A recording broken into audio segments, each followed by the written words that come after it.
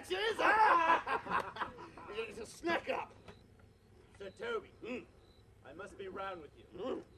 My lady bade me tell you that though she harbors you as her kinsman, she is nothing allied to your disorders. If you can separate yourself in your misdemeanors, you are welcome to the house. If not, and you wish to take leave of her, she is very willing to bid you farewell. Well, farewell, my dear sweetheart, for I must needs be gone. Nay, good Sir Toby. Oh, his eyes do show his days are almost done. Is Stephen so? But I shall never die. Oh, Sir Toby, there you lie. This is much credit to you. Shall I bid him go? What an if you do. Or shall I bid him go and spare not? Oh, no, you dare not. Out of tune, sir, and thou liest.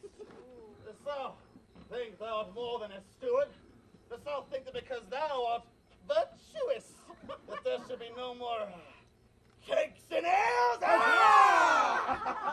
And by St. Anne, ginger will be hot in the mouth as well. Thou art in the right. Go, sir, and rub your chain with crumbs. Marion, I say, a strip of wine. Mistress Mary, if you prize my lady's favor at anything more than contempt, you will not give means for this uncivil rule. She shall know of it by this hand. Go shake your ears!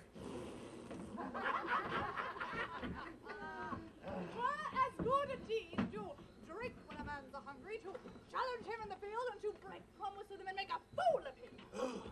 Do it, knight. I'll write thee a challenge, or I'll deliver thy indignation by word of mouth.